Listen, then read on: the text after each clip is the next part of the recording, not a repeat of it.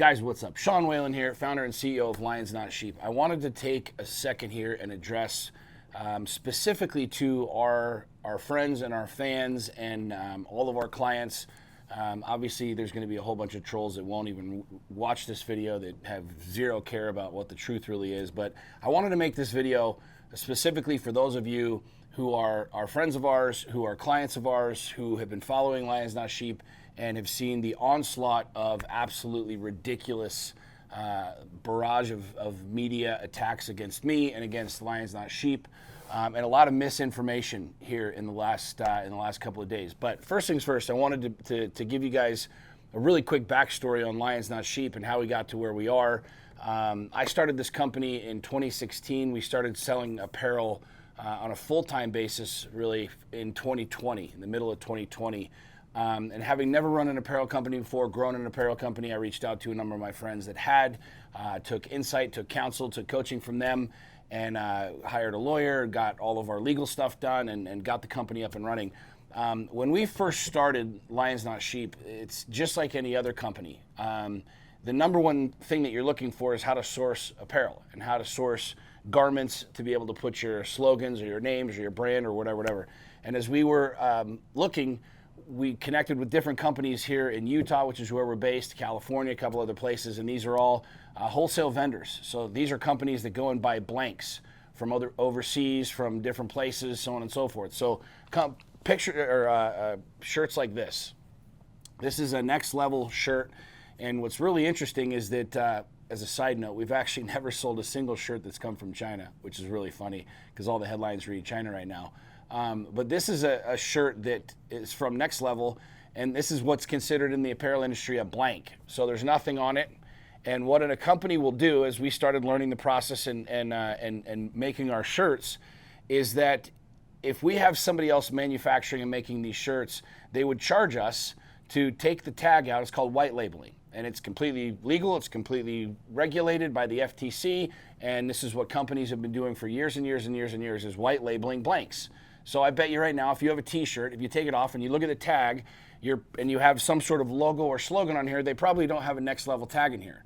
It's a tag or a stamp from whatever the company is, whatever patriotic, 2A, God-fearing, gun-toting, friggin' patriot company that you're following. They probably have their own information in here. So literally what they will do is they'll tear the tag out, they'll take the tag out, which again is completely legit, completely legal, regulated by the FTC, and they will replace it with their own either screen print or heat transfer. We chose not to do that out of the gates because it was more expensive. Because as I was trying to grow the company, I was trying to work on the company and not necessarily the manufacturing the garments. And so it's really interesting. The first few 100,000 garments that came out of Lions Not Sheep apparel literally had these tags on them. So if you're watching this right now and you've bought a shirt from me or my company over the last 2 years, take it off and look at the tag. And chances are you have a Next Level or a district tag on here, which has made in Nicaragua written right there on the tag, right? So to kind of squash some of the bullshit that's been floating around here, number one, I did a video in 2020 telling people that I buy blanks, from wholesalers and different companies all over the country. And as inventory goes up and goes down, we're buying and selling and all kinds of other stuff. I talked about in 2020 that this is how we buy our shirts. All of our Lions Not Sheep apparel comes from blanks, and we get them from multiple different companies. And the reason I specifically talked about in the video that we didn't take the tag off is because it costs more money to do it.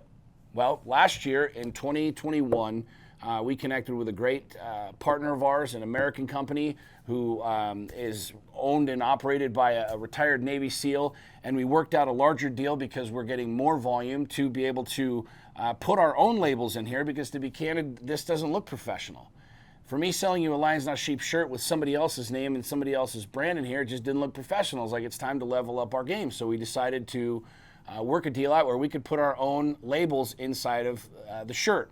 Now, what's really interesting, and again, not very many people choose to look up the facts or know anything about this, but in order to say that something, a garment is made in the USA, made in America, made in the USA, whatever it is, prior to August of last year, of 2021, what you had to do was have all or virtually all of the manufacturing and the production of that garment happen here on American soil. So if you're wearing a shirt that says Made in America, there's a high probability, as in like a 99% chance, that your garment was made somewhere else.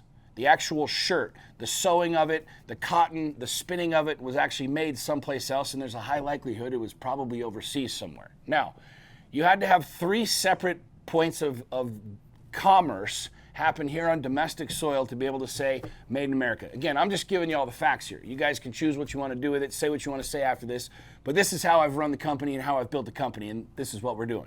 So the reality is us being able to screen print this, heat transfer this, bag, tag, all of these different aspects of commerce that my employees do here in Utah, the people that I have employed here domestically in my warehouse, these are all points of commerce. And then prior to August, as I mentioned, in order to state that it was made in America, assembled in America, printed in America, any of those other things, those things had happened, which we were doing. So prior to August of 2021, we were in compliance to the best of our knowledge and the best of our capacity, and according to our lawyers and everybody else, of what the FTC's Made in America claims were. Now, the FTC made a change to those regulations and those stipulations on, I believe it was August 13th of 2021. Now, just like you're probably not on the DMV website hitting refresh every day wondering what the new driving policies are and driving regulations are, we're not on the FTC's website checking up on policies and regulations every day. I'm not blaming anybody. I just flat out don't do it. Haven't done it. I don't know very many CEOs or business owners that are on government websites hitting refresh all day long, reading long, lengthy, very ambiguous documents, wondering if they're still in compliance. In August, the FTC changed their rules and regulations. And based off of their change, they changed it to literally all of the garment had to be processed and made here, including the seams, including the stitching, including the material here in America. Well, there was about a 6-week period of time that we did not know that the FTC changed the regulations. In October of 2021, I got a letter from the FTC saying, hey, we understand that you guys are selling a lot of apparel. We would like to take a look and make sure that you guys are all compliant with everything that we have going on with Made in America, Made in the USA claims. I said, fantastic. We spent 2 months and literally gave the FTC every garment that we'd ever made, every ad that we'd ever run, the entire deal. And we found out that for about a 6-week period of time, we were technically out of compliance. I own that 150%. Now, the FTC decided to come after our company. Admittedly, we were selling shirts that said hashtag FJB. We have a very, very liberal organization there in DC right now that doesn't necessarily believe the same things that I believe politically. So there was a little bit of, hey, we have a big target on our back, and they rightfully probably came after us, okay? Now, we went through the hoops with the FTC. We gave them everything. And they came back and they said that we were out of compliance. All we have to do is make these changes, and they're going to issue us a fine. We said, fantastic. They didn't drag us under the bus. They didn't throw out any of these other things like that you've seen floating all over the media, bogus claims, this, that, and the other. We were 150% in compliance with the FTC until those 6 weeks when we weren't. Now, to put in perspective, we have sold as a company north of 600,000 garments, 600,000 total units. And the amount of garments in that period of time was next to nothing. It was very, very, very small. It was marginally small. So the FTC decided to come back and fine us $212,000, which I was not very happy about, okay? Now here's the point. I knew that I was doing things the right way based off of all the work that we had done, the work that our attorneys had done, the work that all of these other companies, all of my mentors and coaches and the people that I was looking at were doing, right? Now, understand that we did come out of compliance for those 6 weeks period of time.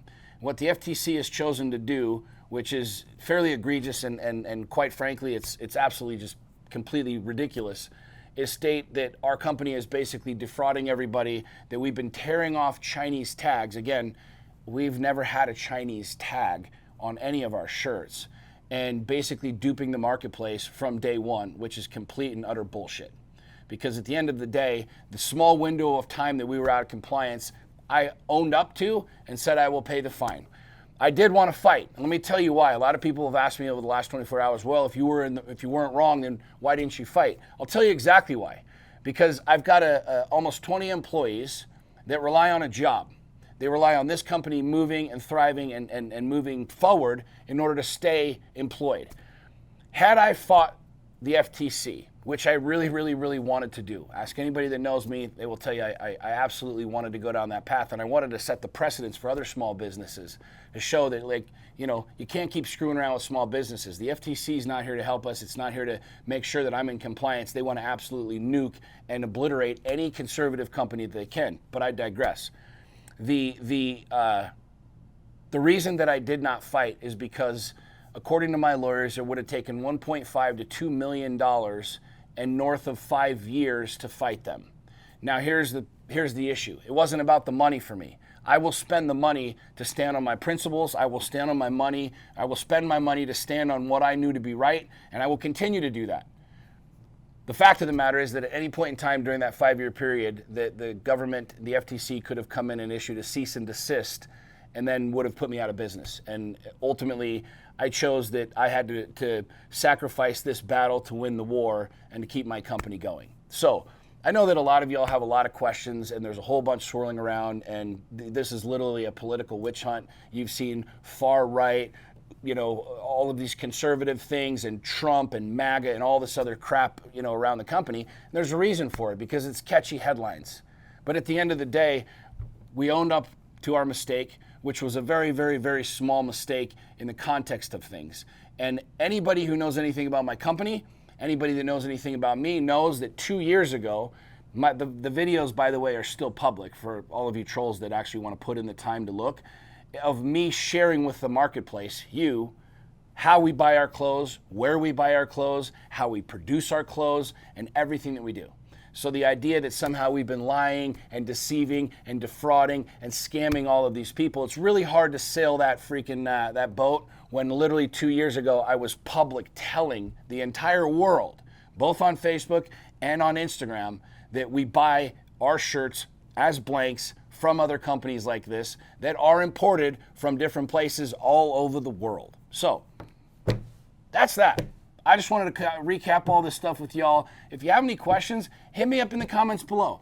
Spare me all the made in China, made in China, made in China, because it's not true, but I'm sure a whole bunch of you will, because a lot of you just love to read the smut and the headlines and pay no attention to what's actually happening.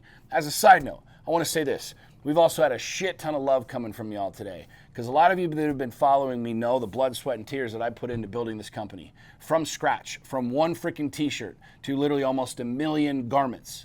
We literally have people around the world that represent this brand, that understand what it means and what we stand for. A lot of people don't know this, but Lions Not Sheep came to me during one of the darkest times of my life. It was a personal mantra to me. I chose to be a lion, not a sheep. I chose to lead and not be led. For the first time in my life, after going through a really nasty time in my life, when I went through a divorce, I went through a bankruptcy, I was radically depressed, and I was suicidal. Lions Not Sheep came to me, and it became my personal mantra almost 2 years before I ever even uttered it, before anybody even knew what it was, before I ever incorporated it or even made a t-shirt. It was what drove me to become a better man. So a lot of you that have a lot of judgment and you want to fire off the things because you read the headlines, go right ahead. I really don't give a damn.